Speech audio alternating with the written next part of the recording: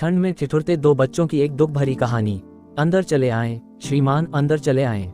मैं आपका हृदय से स्वागत करता हूँ। जैसे ही व्यापारी ने सराय के दरवाजे पर पांव रखा, सराय का मालिक खुशी में भर चिल्लाया। यह सराय उसी दिन खोली गई थी और उस समय तक कोई भी व्यक्ति उस सराय में नहीं आया था। वास्तव में वह सराय प्रथम श्रेणी की सराय न थी। सराय का मालिक बहुत ही निर्धन मनुष्य था। उसका अधिकांश सामान जैसे चटाइयाँ, मेजें, बर्तन इत्यादि एक कबाड़ी की दुकान से खरीदा गया था। व्यापारी को सराय पसंद आई। अपना मनपसंद भोजन करने के बाद वह बिस्तर पर जा लेटा। अभी वह कुछ ही देर सो पाया होगा कि उसे कमरे में दो आवाजें सुनाई दी, जिससे उसकी नींद उचट गई। ये आवाजें दो छोटे छोटे लड़कों की मालूम होती थीं। प्यारे बड़े भाई, क्या आपको ठंड लग रही है? पहली आवाज थी, क्या तुम्हें भी ठंड लग रही है? दूसरी आवाज सुनाई पड़ी। व्यापारी ने सोचा कि शायद भूल से सराय के मालिक के बच्चे कमरे में आ गए हैं। ऐसा होने की संभावना भी अधिक थी, क्योंकि जापानी सरायों के कमरों में दरवाजे नहीं होते जिन्हें बंद किया जा सके। केवल कागज के पर्दे होते हैं जिन्हें इधर उधर खिसकाकर आने जाने का रास्ता बनाया जा सकता है। श व्यापारी ने कहा, बच्चों, यह तुम्हारा कमरा नहीं है। कुछ देर कमरे में शांति रही, पर फिर से वही आवाजें सुनाई दी। प्यारे बड़े भाई, क्या आपको ठंड लग रही है? और उत्तर में आवाज आई, क्या तुम्हें भी ठंड लग रही है? व्यापारी बिस्तर से झुंझलाकर उठ बैठा।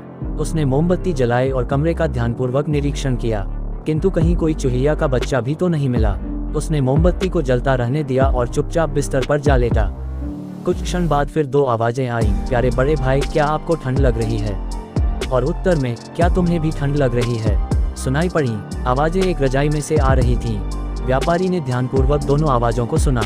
जब उसे विश्वास हो गया कि आवाजें रजाई में से ही आ रही हैं, तो उसने जल्दी जल्दी अपना सामान बटोरा और एक गठरी बनाई। गठरी को लेकर वह सीधी से नीचे उतरा और सराय के मालिक से सारा हाल कह सुनाया। जनाब, गुस्से में भरकर सराय का मालिक चीखा, लगता है कि आपने खाने के समय बहुत तेज शराब पी ली है, इसलिए आपको बुरे स्वप्न दिखाई दिए। कहीं रजाइयाँ भी बोलती हैं? व्यापारी ने उत्तर दिया, आपकी रजाइयों में से एक रजाई बोलती है। आप मुझसे असभ्यता पूर्वक बोले, इसलिए अब मैं इस सराय में एक घड़ी भी नहीं ठहरूंगा। यह कह व्यापारी ने अपनी जेब से कुछ नोट निकाले और उन्हें सराय के मालिक की ओर फेंक कर कहा, यह रहा आपका किराया, मैं जा रहा हूँ। और वह चला गया। अगले दिन कोई दूसरा व्यक्ति सराय में आया। उसने खाने के समय शराब भी नहीं पी, लेकिन वह सोने के कमरे में थोड़ी ही देर रहा होगा कि उसे भी वही आवाजें सुनाई दी। वह भी सीढ़ी से नीचे आया और उसने भी सराय के मालिक से कहा कि एक रजाई में से दो आवाजें आती हैं। महोदय, सराय का मालिक चिल्लाया, मैंने आपको अधिक से अधिक आराम पहुंचाने की कोशिश की, इसका बदला आप मुझे ऐसी बेवकूफ़ी से भरी कहानी सुनाकर चुकाना चाहते हैं? आप मुझे परेशान करना चाहते हैं? उस व्यक्ति ने उत्तर दिया, जी नहीं, यह बेवकूफ़ी से भरी कहानी नहीं है। मैं आपसे कसम खाकर कहता हूं कि मैंने एक रजाई से दो लड़कों की आवाज़ें आती सुनी हैं। मैं इस सराय में हरगिज नहीं रहूंगा। जब दूसरा ग्राहक भी नाराज होकर चला गया तो सराय के मालिक का माथा ठनका।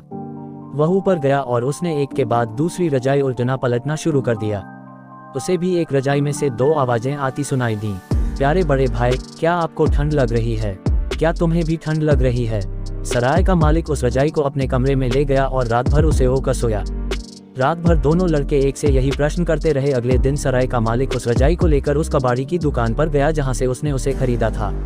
उसने कबाड़ी से पूछा, क्या तुम्हें याद है कि यह रजाई तुमने मुझे बेची थी? क्यों, क्या बात है? तुमने यह रजाई कहाँ से खरीदी थी? इसके उत्तर में कबाड़ी ने पास की एक दुकान की ओर संकेत किया और बताया कि वह रजाई उस दुकान से खरीदी गई थी। सराय का मालिक उस पास वाली दुकान पर गया, किंतु उसे पता चला कि उसके मालिक ने भी उसे किसी अन्य दुकान से खरीदी थी। इस तरह वह कई दुकानों की धूल फांकता अंत में एक छोटे से मकान के मालिक के पास पहुंचा। उस मकान के मालिक ने यह रजाई अपने एक किराएदार से वसूल करके बेची थी। इस किराएदार के परिवार में केवल 4 सदस्य थे, एक गरीब माँ बाप और उनके 2 छोटे छोटे बच्चे। पिता की आय बहुत कम थी। एक बार जाड़े के मौसम में ठंड खाकर पिता बीमार पड़ गया। 1 सप्ताह तक भयंकर पीड़ा सहने के बाद वह चल बसा और उसके शरीर को दफना दिया गया। बच्चों की माँ इस आघात को सहन न कर सकी और उसकी भी मृत्यु हो गई। अब दोनों भाई घर में बिल्कुल अकेले रह गए थे। बड़े की उम्र 8 साल थी और छोटे की 6 साल। दोनों भाइयों का कोई मित्र न था जो उनकी इस विपत्ति में सहायता करता। उन्होंने भोजन सामग्री जुटाने के लिए एक के बाद एक वस्तु को बेचना आरंभ कर दिया। अंत में उनके पास केवल एक रजाई रह गई। बर्फ बहुत तेज गिरने लगी थी। दोनों भाई एक दूसरे से सटकर रजाई उड़कर लेट गए। छोटे भाई ने बड़े से पूछा, प्यारे बड़े भाई, क्या आपको ठंड लग रही है? बड़े ने उत्तर दिया, क्यों, तुम्हें भी ठंड लग रही है? ये आवाजें रजाई में भरी रुई में होकर गुजरी और जादू से उसमें गूंजने लगी।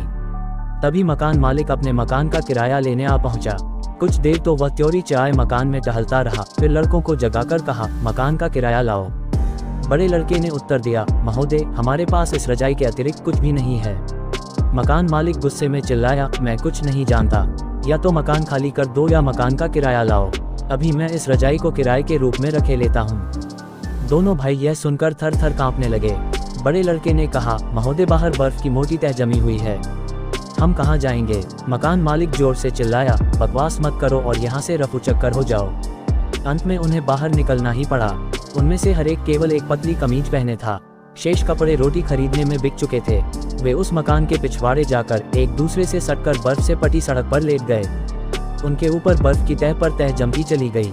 अब उनके चेतना शून्य शरीरों को ठंड नहीं लग रही थी, अब वे सदा के लिए सो गए थे।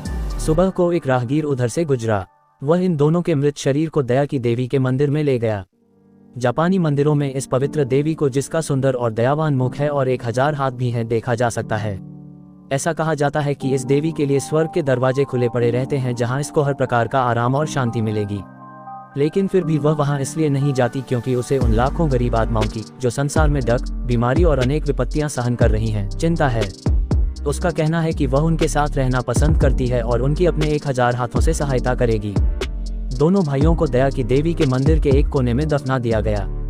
एक दिन उस सराय का मालिक उस मंदिर में आया और उसने मंदिर के पुजारी को तथा अन्य उपस्थित व्यक्तियों को उन आवाजों की दर्द भरी कहानी सुनाई। कहानी सुनाने के बाद उसने उस रजाई को पुजारी को दे दिया। उस दर्द भरी कहानी को सुनकर पुजारी तथा अन्य व्यक्तियों के हृदय करुणा और पश्चाताप से भर गए। उन सब ने उन दोनों बच्चों की अकाल मृत्यु पर बड़ा दुख प्रकट किया। रजाई में से अब आवाजें भी आनी बंद हो गईं, क्योंकि उसने अपना संदेश सबको पहुंचा दिया। पुजारी तथा अन्य व्यक्तियों को यह जानकर अत्यधिक ग्लानि हुई कि उनके नगर के 2 छोटे छोटे बच्चे भूख और ठंड से मर गए थे।